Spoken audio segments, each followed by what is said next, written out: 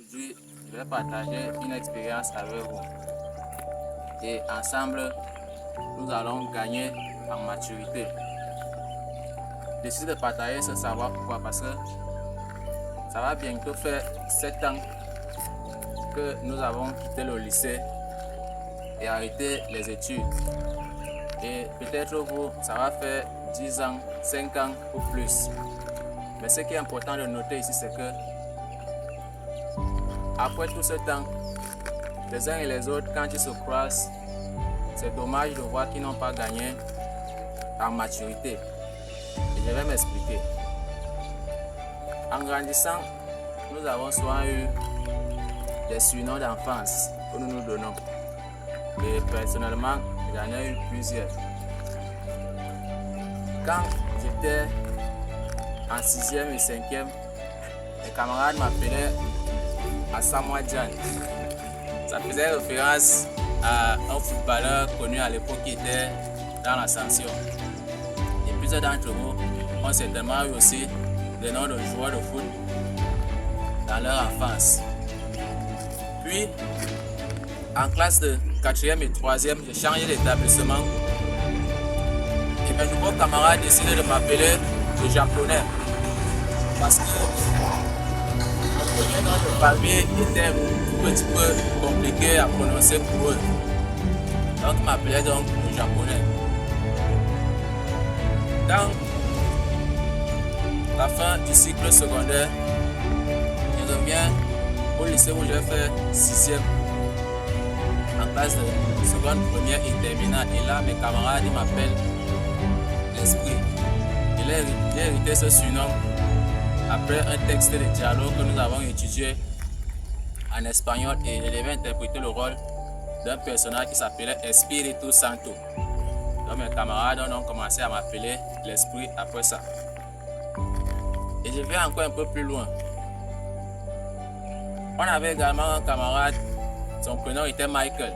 Et nous avons décidé de l'appeler Scofield.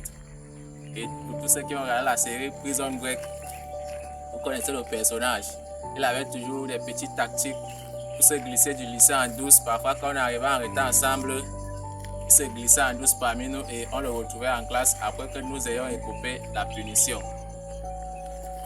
Je dis ça pourquoi? Parce que la dernière fois que nous nous sommes rencontrés avec notre camarade Michael, on était plusieurs autour d'un repas, c'était la bonne année. Et plusieurs d'entre nous avons pris des chemins différents. Et notre camarade Michael, lui, nous disait qu'il avait choisi l'armée.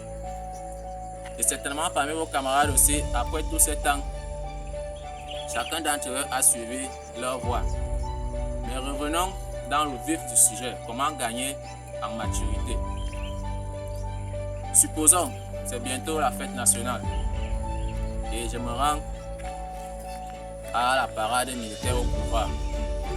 J'assiste à l'événement et après l'événement, je vois mon camarade, il est certainement devenu haut gradé dans l'armée en train d'échanger avec ses collègues. Et là, je m'approche. Hey yo, Michael Scofield! Je commence à l'appeler comme ça, nous surnoms du lycée. Devant tous ses collègues et ses frères d'armes. Ce genre de comportement n'est pas digne d'une personne mature. Et vous avez certainement vu ce genre de comportement autour de vous. Parce que après 7 ans, après 8 ans, on connaît que les autres ont grandi. Donc il n'est plus question de les aborder avec les surnoms d'enfance. Cela pourra les embarrasser tout simplement et vous fera passer pour une personne immature. Or, ici, nous devons noter que la maturité doit se gagner avec l'âge et certains comportements. Quand vous apercevez votre camarade depuis longtemps, voici comment il est convenable de se comporter avec mon ami Michael. Parce que arrivé comme ça, hey Michael, Scofield, et tout, il commence à badiner comme si il était encore dans la cour de récréation du lycée. Moi, ça veut témoigner juste 3 choses. La première, c'est que votre enfance est supérieure à votre âge. Donc, vous avez pris de l'âge mais votre enfance est encore au-dessus. La deuxième des choses, c'est que vous n'avez pas gagné une personnalité forte après tout ce temps, durant les années que vous avez passées après vos études. Vous n'avez pas développé une personnalité forte, capable de vous affirmer. Et troisièmement, vous êtes immature, tout simplement. Alors voici comment il serait convenable de se comporter dans ce genre de situation. J'aperçois mon camarade au loin, je me rapproche. Bonjour monsieur, bonjour. Bonne fête nationale. Et les messieurs répondent gentiment. Et là, vous essayez de rafraîchir la mémoire. Je me suis rapproché de vous parce que votre visage me semble familier. Un camarade que j'ai connu au lycée à telle époque qui s'appelait tel. Et ensuite là, vous vous présentez vous-même. Le camarade en question va essayer de se souvenir du nom que vous lui avez donné et il va se dire, ah, évidemment, j'ai fréquenté dans cet établissement. Une fois présentation faite, n'occupez pas leur espace. Ça m'a fait plaisir de te rencontrer et bonne chance dans ton travail pour vous retirer. Aussi simple que ça. Ne commencez pas directement à jouer les mendiants de numéros. Haha, Michael, donne-moi ton numéro, ça fait longtemps un bail. Non, ce genre de comportement n'est pas digne d'une personne mature. Donc, pour gagner en maturité, vous devez développer une personnalité forte.